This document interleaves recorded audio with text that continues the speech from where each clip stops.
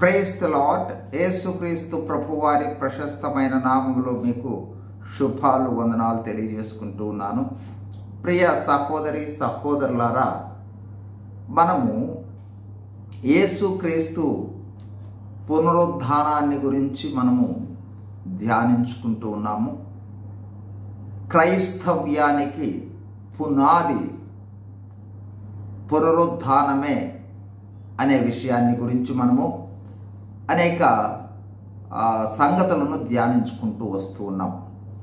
పునరుద్ధానమే లేకపోయినట్లయితే యేసుక్రీస్తు ప్రభువారు దేవుని కుమారుడనే నిశ్చయత ఉండదు అని, అట్లాగే క్రైస్తవ పునాదికి పునరుద్ధానమే ఆధారమని, అట్లాగే పునరుద్ధానము ద్వారానే నిత్య జీవము, భవిష్యత్తులో పునరుద్ధానం ఉందనే నిశ్చయత అనేది ఉంటుందని, అట్లాగే పునరుద్ధానము వల్లనే పాప క్షమాపణ, రక్షణ అనే విషయాన్ని జ్ఞాపకం చేసుకుంటూ వచ్చాము. పునరుద్ధానం అనేది దేవుని యొక్క శక్తిని బయలుపరచడం జరుగుతుందనే విషయాన్ని జ్ఞాపకం చేసుకున్నాము. పునరుద్ధానమే లేకపోతే సువార్తయే లేదనే విషయాన్ని జ్ఞాపకం చేసుకున్నాము. పునరుద్ధానమే లేకపోయినట్లయితే పరిశుద్ధాత్ముడు రావటం అనేదే లేదనే విషయాన్ని జ్ఞాపకం చేసుకున్నాము. అట్లాగే పునరుద్ధానమే లేకపోయినట్లయితే యేసుక్రీస్తు ప్రభువారు చేసిన ఆ పరిచర్య విజయవంతమైనది, ఫలవంతమైనది కాని క్రిందే లెక్కని. అట్లాగే 9వదిగా అపోస్తుల యొక్క సంఘ పునాదులకు ఆధారము పునరుద్ధానమే అనే విషయాన్ని కూడా జ్ఞాపకం చేసుకుంటూ వచ్చాం. వీటన్నిటికి సంబంధించి అనేకమైన వాక్య రిఫరెన్స్ల ద్వారా జ్ఞాపకం చేసుకుంటూ వచ్చాం. ఈ సమయంలో 9వ విషయాన్ని జ్ఞాపకం చేసుకుంటా ఉన్నాం. పునరుద్ధానమే లేకపోయినట్లయితే యేసుక్రీస్తు ప్రభువారు చెప్పిన త్యాగపూరితమైన జీవిత నమూనాకి బేసే లేదు, ఆధారమే లేదు. అంటే యేసుక్రీస్తు ప్రభువారు ఏ విధంగా త్యాగపూరితమైన జీవితాన్ని జీవించాలి అనే విషయాన్ని తాను జీవించి ఆ విధంగా జీవించమని శిష్యులకు తెలియచేశాడు. కాబట్టి పునరుద్ధానం అనేది ఆ విధమైన జీవితము జీవించుట ద్వారా పునరుద్ధానము తరువాత హెచ్చింపబడే అనుభవము, పునరుద్ధానము పొందే అనుభవము, ఇవన్నీ కూడా పునరుద్ధానము మీద ఆధారపడే పునాదులు అనేవి ఉన్నాయనేది మనము గుర్తుంచుకోవాల్సిన అవసరం ఉంది.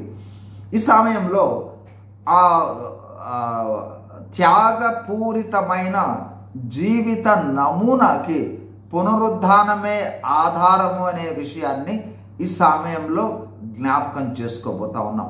చూడండి, మొదటిదిగా మత్తయి సువార్త 10వ అధ్యాయము, మత్తయి సువార్త 10వ అధ్యాయము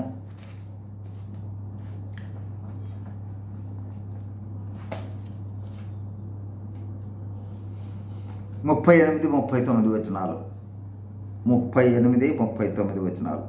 తన సిలువను ఎత్తుకొని నన్ను వెంబడింపని వాడు నాకు పాత్రుడు కాడు. తన ప్రాణమును దక్కించుకొనువాడు దానిని పోగొట్టుకొనును, కానీ నా నిమిత్తము తన ప్రాణమును పోగొట్టుకొనువాడు దానిని దక్కించుకొనును.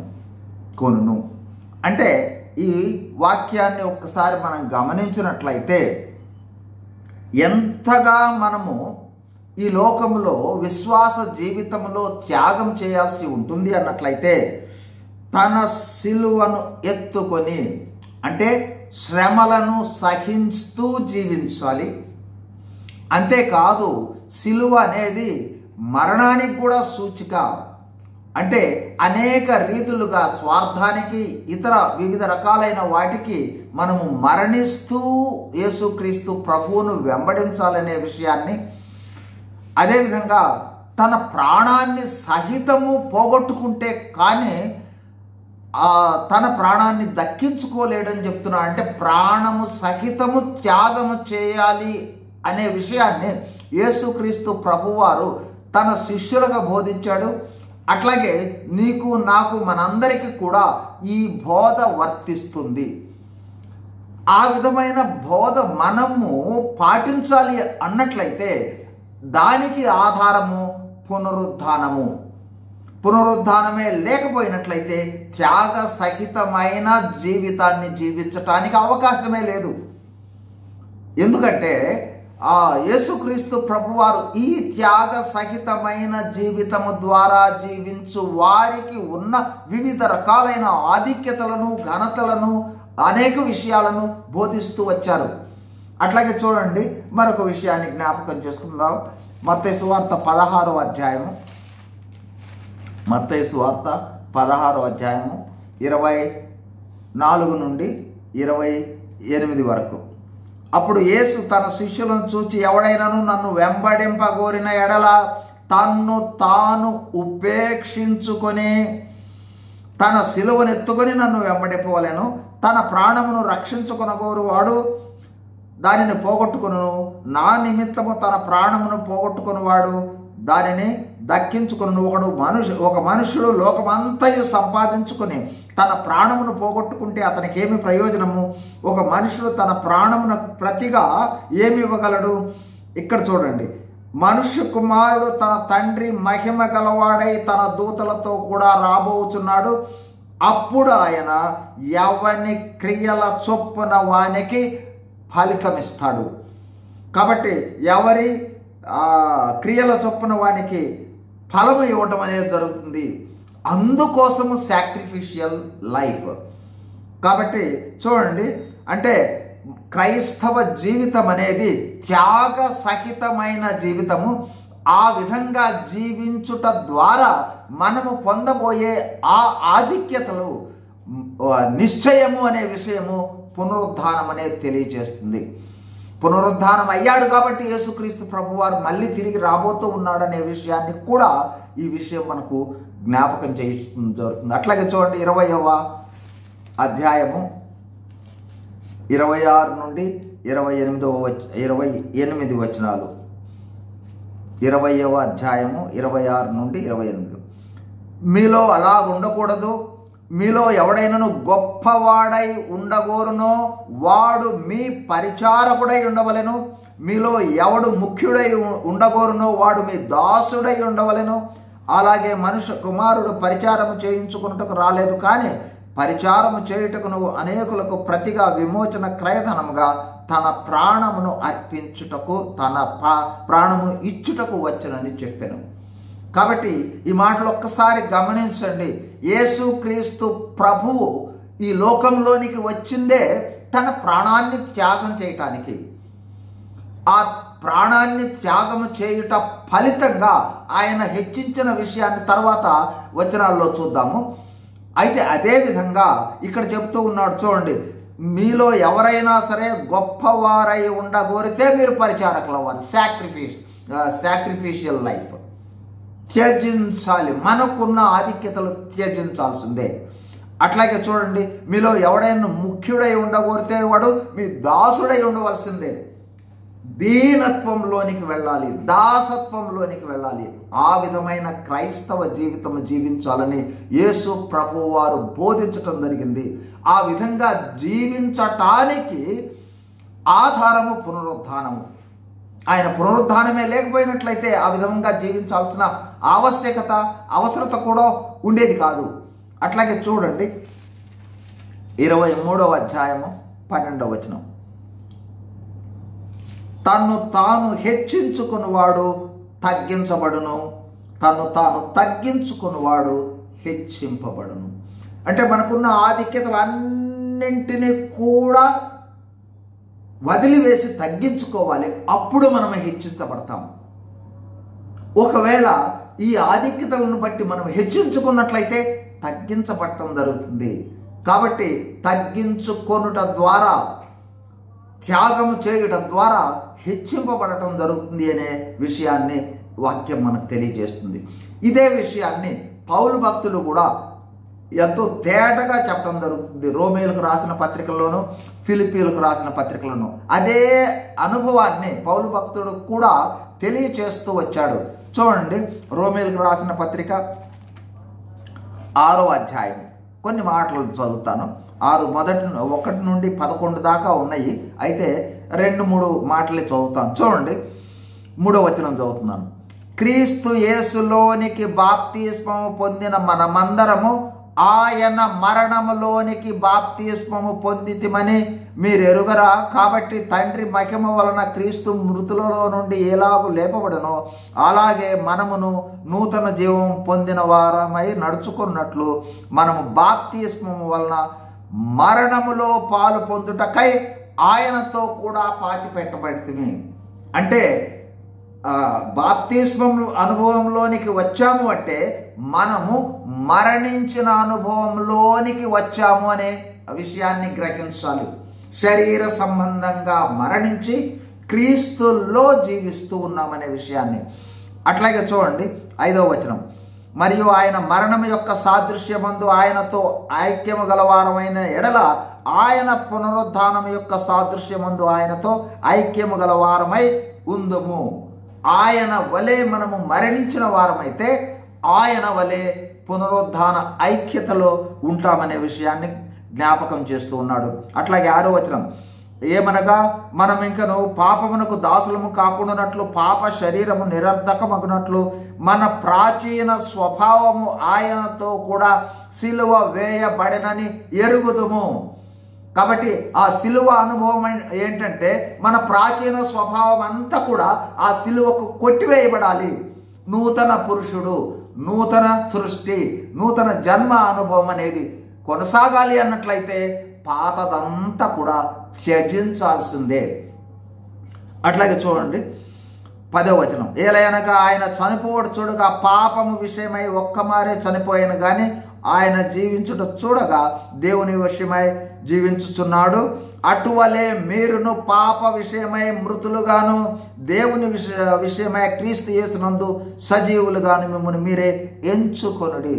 మరణానుభవము ఇది ప్రాముఖ్యమైన అనుభవం అనే విషయాన్ని బాప్తిస్మము పొందినప్పుడు ఆ విధమైన అనుభవంలోనికి రావాలని పౌలు భక్తుడు తేటగా చెప్తా ఉన్నాడు. ఒకసారి మీరు 6వ అధ్యాయం అంతా చదవండి. బాప్తిస్మ అనుభవంలోనికి వస్తే మనం ఏ అనుభవంలోనికి రావాలి, ఏ అనుభవంలో ఉండాలి అనేది ఎంతో తేటగా ఈ 6వ అధ్యాయం తెలియజేస్తుంది. అట్లాగే చూడండి, ఇప్పుడు ఫిలిప్పీలకు రాసిన పత్రిక 2వ అధ్యాయం. తగ్గించుకు యేసుక్రీస్తు ప్రభువారు త్యాగ సహితమైన జీవితము జీవించిన ఫలితంగా ఏ విధంగా హెచ్చించబడ్డాడు, ఆయన ఏ విధంగా హెచ్చించబడ్డాడో ఆ విధంగా మనం కూడా హెచ్చించబడే వాళ్ళుగా ఉండటం అనే విషయాన్ని ఈ వాక్యాలు తెలియజేస్తాయి. ఫిలిప్పీలకు రాసిన పత్రిక 2వ అధ్యాయము మొదటి 11 వచనాలలో ఉంది. మీరు 11 వచనాలు చదవండి. నేను ఆ తర్వాత నేను ప్రస్తుతము 2-3 వచనాలను జ్ఞాపకం చేస్తాను. చూడండి, మొట్టమొదటిదిగా 6వ వచనం. యేసు ప్రభువు వారు ఎంత త్యాగ సహితమైన జీవితాన్ని జీవించాడు అనే విషయాన్ని 6వ వచనము 7వ వచనం 8 వచనాలు తెలియజేస్తాయి. క్రీస్తు యేసునకు కలిగిన ఈ మనస్సును మీరును కలిగి ఉండు.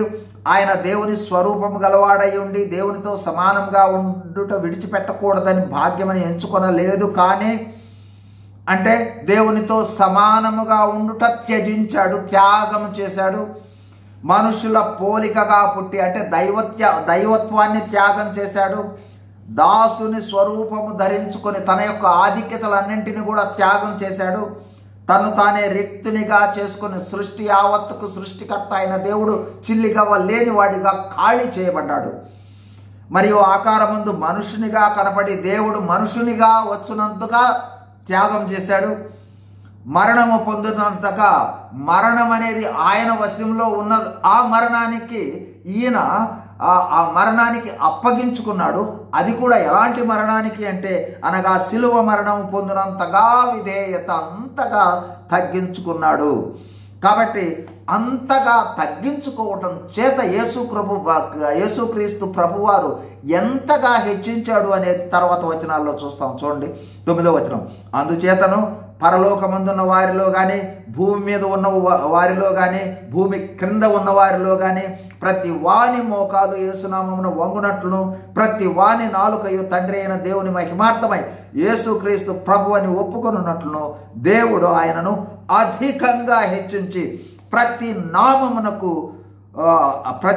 నామమునకు పైనామమును ఆయనకు అనుగ్రహించు. అంతగా హెచ్చించాడు. అంటే ఎంతగా తగ్గించుకుంటామో, ఎంతగా ఈ లోకంలో త్యాగ సహితమైన జీవితాన్ని కలిగి ఉంటామో, అంతగా పరలోకంలో దైవికమైన జీవితాన్ని, మహిమా జీవితాన్ని అంత కలిగి ఉండే విషయంలో అంతగా హెచ్చింపబడే వాళ్ళుగా ఉండటం జరుగుతుంది.